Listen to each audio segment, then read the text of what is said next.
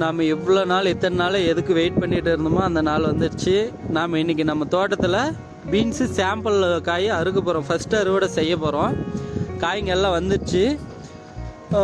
நாம் ஜூலை 27 அன்றைக்கி நம்ம கொட்டை போட்டோம். நம்ம கொட்டை போட்டதுலேருந்து இது வரைக்கும் நாம் இன்னைக்கு அறுப்பு வரைக்கும் நம்ம என்னென்ன வேலை செஞ்சோம் அப்படிங்கிற வீடியோ ஃபுல்லுமே நம்ம சேனலில் வீடியோ இருக்குது. அதை பார்க்காதீங்க, போய் பாருங்கள். அதுக்கப்புறம் இன்றைக்கி நம்ம பீன்ஸ் எந்த மாதிரியெல்லாம் அறுவடை பண்ணுறோம், அந்த அறுவடை பண்ண பீன்ஸை நம்ம எப்படியெல்லாம் ஃபில்டர் பண்ணுறோம், எப்படி நம்ம மூட்டை ரப்பி நம்ம அதை பேக் பண்ணி நம்ம மார்க்கெட்டுக்கு எடுத்துகிட்டு போய் அங்கே டிஸ்பிளே பண்ணுறோம் அப்படிங்கிற வரைக்கும் ஃபுல்லாக இந்த வீடியோவில் இருக்குது. பாருங்கள், நம்ம சாம்பிள் காய் எப்படி வந்துட்டுருக்கு பாருங்கள். அதுவும் இந்த செப்டம்பர் மாதம் ரொம்ப வெயில், மழையே கிடையாது. அப்படி வெயிலாக இருந்துமே நம்ம காய் எந்த மாதிரி குவாலிட்டியாக இருக்குதுன்னு மட்டும் பாருங்கள்.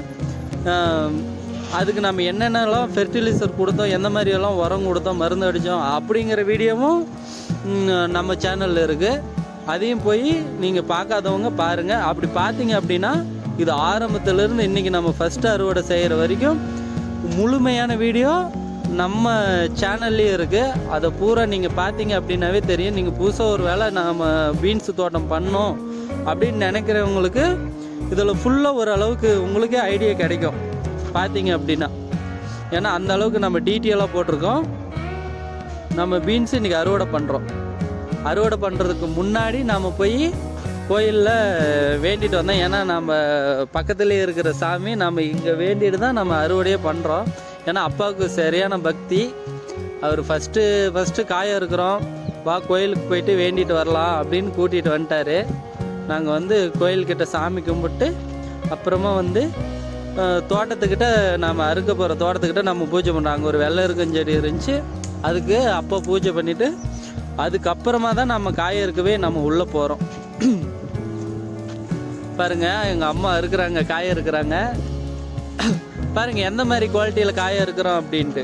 கரெக்டான ஸ்டேஜில் நீங்கள் அறுத்தீங்க அப்படின்னா சூப்பர் குவாலிட்டியாக போயிடும். எடுக்கிற வியாபாரிங்களுக்கும் விற்கிறக்கும் நல்லா இருக்குது. ஏன் அப்படின்னா இது ஒரு நாள் 2 நாள் நீங்கள் பார்க்காத விட்டுனீங்கன்னா கூட, லேட் பண்ணிங்களா கூட இந்த பீன்ஸில் நார் வந்துடும். நார் வந்துட்டால் காய் முத்தி போய்டும். ஒரு மாதிரி ஒரே நாள் 2 நாள் நீங்கள் பார்க்காத விட்டிங்கன்னா கூட காய் முத்திடும். ஸோ நீங்கள் அறுக்கும்போது கரெக்டான காயாக இருங்க. ஏன்னா நீங்கள் அறுக்கும்போது சரியான பதமாக இருந்துச்சு அப்படின்னா எடுக்கிற வியாபாரிங்களுக்கு காய் ரொம்ப பிடிச்சி போயிடும். இல்லை அப்படி விட்டிங்கன்னா ஒரு மாதிரி நார் வந்துடுச்சு அப்படின்னா கொஞ்சம் ரேட் கம்மியாக கேட்பாங்க, செகண்ட் குவாலிட்டி காயில் போயிடும். அந்த மாதிரிலாம் இல்லாமல் நம்ம ஃபஸ்ட்டு குவாலிட்டி காயாக இருக்கிறோம். பாருங்கள், அப்பா இருக்கிற அப்படி. அப்பாவுக்கு இதான் பீன்ஸ் ஃபஸ்ட்டு வாட்டி இருக்கிறாரு. அவருக்கு தெரியாது, ஏன்னா எங்களுக்குமே தெரியாது. நாங்கள் இப்போ தான் ஃபஸ்ட்டு வாட்டி நாங்கள் பீன்ஸு தோட்டமே போட்டிருக்கோம். தோட்டம் போட்டு நம்ம ஃபஸ்ட்டு வாட்டி நம்ம தோட்டத்தில் நம்ம பீன்ஸு ஃபஸ்ட்டு நாள் அறுக்கிறோம். இப்போ ஒரு 55 நாள் ஆகிப்போச்சு. மழை இல்லை. மழை இருந்திருந்தால் இந்த பீன்ஸ் இன்னும் சூப்பராக வந்திருக்கும். மழையே கிடையாது இந்த செப்டம்பர் மாதத்தில். இது இப்போ மழையே இல்லை. மழை இல்லாமையே காய் இந்த அளவுக்கு வந்திருக்கு. நல்ல ஒரு அளவுக்கு நல்லாவே வந்திருக்கு நமக்கு காய். பாருங்கள் எந்த அளவுக்கு லென்த்தாக இருக்குது, ஷைனிங்காக இருக்குது. பாருங்கள் இந்த பாட்டி அம்மாவை நாங்கள் கூப்பிட்டுக்கிட்டோம் காயை இருக்கிறதுக்கு. ஏன் அப்படின்னா இப்போ சப்போஸ் நம்ம மார்க்கெட்டுக்கு எடுத்துகிட்டு போகிறோம், ஒரு 2 லைனோ 4 லைனோ அறுக்காமல் மீதி ஆயிடுச்சுன்னா, ஏன்னா இது அறுக்கிறதுக்கு லேட் ஆகும். அப்படி அறுக்கும்போது நம்ம ஃபுல்லாக க்ளீனாக அறுத்து எடுத்துக்கணும்.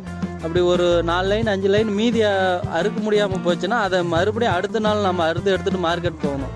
அப்போ கடைசி வரைக்கும் இந்த நம்ம ஃபஸ்ட்டு அறுத்த காய் முன்னாடி வந்துடும், லேட்டாக இருக்கிற காய் பின்னாடி வரும். அந்த மாதிரி மாறி வரும்.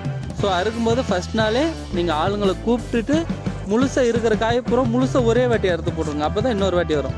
பாருங்கள், நம்ம அறுத்து போட்ட காய் பாருங்கள் எப்படி இருக்குன்னு பாருங்கள். நம்ம காய் சரியான குவாலிட்டியில் இருக்குது, செம லென்த்தாக இருக்குது. கலர் பாருங்கள் எவ்வளோ பிரைட்டாக இருக்குது காய். இந்த மாதிரி காய் தான் மார்க்கெட்டில். இந்த மாதிரி நம்ம ஐட்டம் இருந்தால் மார்க்கெட்டில் நாம் ஓரளவுக்கு நம்ம ரேட்டு சொல்லி விற்கலாம். பாருங்கள், எடுத்து கொட்டுறோங்க. பாருங்கள் அந்த பையிலேருந்து கொட்டுற காய் பாருங்கள் எவ்வளோ லென்த்தாக இருக்குது. பாருங்கள் எவ்வளோ சூப்பரான காயாக இருக்குது. பாருங்கள், நீங்கள் அந்த நம்ம சொன்ன உரத்தை ஃபெர்டிலைசர் எல்லாம் ஃபாலோ பண்ணிங்க அப்படின்னாவே இந்த மாதிரி குவாலிட்டியான காய் உங்களுக்கு வந்துடும். பாருங்கள், நம்ம ஃபஸ்ட்டு சாம்பிள் தான் இருக்கிறோம். சாம்பிள் காயே பாருங்கள் எவ்வளோ அளவுக்கு நமக்கு கிடச்சிருக்குன்னு பாருங்கள். அதுக்கப்புறமா இதுக்குள்ளே நம்ம அந்த சின்ன சின்ன பூச்சிக்காய் புழு காயெல்லாம் நம்ம ஃபில்ட்ரு பண்ணிவிட்டு அதுக்கப்புறமா நம்ம அந்த பேக்கிங் போகுது. இதுக்குள்ளே நம்ம பெருக்கும்போதே சின்ன சின்ன புழுக்காய் இருக்கும். ஃபஸ்ட்டில் சின்னசாக இருக்கும். அந்த காய் இந்த ஒயிட்டில் பார்த்தா தெரியும். பாருங்கள், நம்ம பேக்கிங் பண்ணுறது பாருங்கள், எந்த மாதிரி சாக்கில் தான் பேக் பண்ணுறோம். நம்ம பிளாஸ்டிக் பையில் அந்த மாதிரிலாம் நம்ம பேக் பண்ணல. ஏன் அப்படின்னா இது வந்து பச்சைக்காய். இது உள்ளே போட்டோங்க அப்படின்னா ஒரு மாதிரி ஹீட் ஆகி வேர்க்கும். அதனால் பிளாஸ்டிக் பையில் போட்டிங்க அப்படின்னா உங்கள் காய் அழுகி போகிறதுக்கான வாய்ப்பு நிறைய இருக்குது.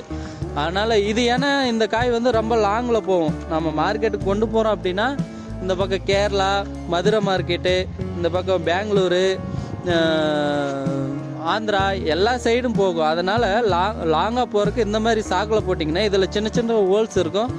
ஸோ காற்றோட்டமாக இருக்கும். நீங்கள் காய் காலையில் எடுத்துகிட்டு போய் மார்க்கெட்டில் வைக்கும்போது ஃப்ரெஷ்ஷாக இருக்கும். அதனால தான் நாம் இந்த மாதிரி சாக்கில் போகிறோம். ஏன்னா நாம் இங்கேருந்து ஒசூர் மார்க்கெட்டுக்கு தான் எடுத்துகிட்டு போகிறோம்.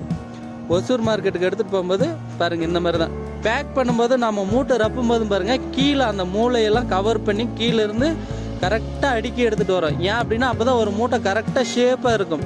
நம்ம ஒழுங்காக அடுக்காமல் நம்ம காய் எடுத்து போட்டோம் அப்படின்னா மூட்டை கம்மியான குவான்டிட்டி தான் பிடிக்கும். அதே மாதிரி நம்ம மூட்டை ஒரு 65 to 70 கிலோ தான் கட்டுறோம். அதுக்கு மேலே நம்ம வைக்கிறதில்ல. ஏன் அப்படின்னா ஒரு 80-85 கிலோ போயிடுச்சுன்னா நீங்கள் 100 கிலோ மூட்டைலாம் கட்டினீங்கன்னு வைங்க, 5 kg லெஸ் பண்ணிடுவாங்க கம்பல்சரி. நம்ம அதனால் கரெக்டாக ஒரு 65 to ஒரு 70, 75, 80க்குள்ளே இந்த வெயிட்டில் வர மாதிரி நம்ம மூட்டையை நம்ம கட்டிக்கிறோம். அதுக்கப்புறமா நம்ம கட்டின மூட்டையை இந்த மாதிரி இலையை வச்சு மேலே பேக் பண்ணுறோம். ஏன் அப்படின்னா நம்ம மூட்டையை ரப்பிட்டு வண்டியில் ஏற்றும் போதே இறங்கும் போதே வெறும் டொயின் மட்டும் போட்டு நீங்கள் தைச்சிங்க அப்படின்னா அதில் மூட்டை அந்த டொயின் வர இடத்துல உடையும், இல்லை கீழே கொட்டும். அந்த மாதிரி பிரச்சனைலாம் வராது. இந்த மாதிரி வரக்கூடாதுங்கிறதுக்காக தான் இந்த மாதிரி இலையை போட்டு மேலே ஃபஸ்ட்டு ஒரு பெட்டு மாதிரி கவர் பண்ணிட்டோம்னா இந்த மாதிரி நம்ம டொயின் போட்டு இழுத்து கட்டும்போது என்ன ஆகும்னு பார்த்தீங்கன்னா அந்த காய் கொஞ்சம் கூட டேமேஜ் ஆகாது. இல்லைன்னா நம்ம இப்படி சிக்ஸாகில் போட்டு நம்ம அந்த மூட்டையை அழுத்தி தைக்கும்போது நம்ம இவ்வளோ 60-70 கிலோ வெயிட்டை நம்ம தூக்கி நம்ம வண்டி மாற்றும் போதோ இல்லை மார்க்கெட்டுக்கு இறக்கும் போதோ என்ன ஆகும்னு பார்த்தீங்கன்னா அந்த காய் உடஞ்சிரும். அப்படி உடையாமக்கிறதுக்காக இந்த மாதிரி இலைய போகிறோம். அதே மாதிரி நீங்கள் அந்த டொயின் போட்டு கட்டும்போது ஒரு டபுள் டொயினாக போட்டுக்கோங்க. ஏன்னா ஒரு 70 kg நீங்கள் நிறைய இடத்துல ஏற்ற வேண்டியது இறக்க வேண்டியதாக இருக்கும்.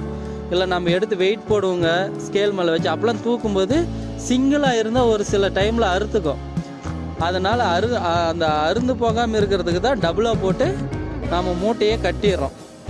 பாருங்கள், இந்த மாதிரி டபுளாக போட்டு நீங்கள் மூட்டை கட்டினீங்க அப்படின்னா சூப்பராக கரெக்டாக நின்றுக்கும்.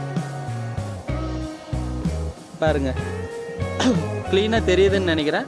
அதுக்கப்புறம் நம்ம கட்டி வச்ச மூட்டையை நம்ம இந்த மாதிரி கீழே போட்டு சமப்படுத்திக்கிறோம். ஏன்னா நம்ம அடுக்கும்போது ஒரு சைடு வெளியே வந்திருக்கும் பேகு, ஒரு சைடு இப்படி வந்திருக்கும், கரெக்டான ஷேப்பில் இருக்காது. இந்த மாதிரி நம்ம போட்டு விட்டோம்னா அடுக்க கரெக்டாக இருக்கும். வண்டிக்கு ஏற்றும் போது இறக்கும்போது அடுக்கிறதுக்கு கரெக்டாக இருக்கும்.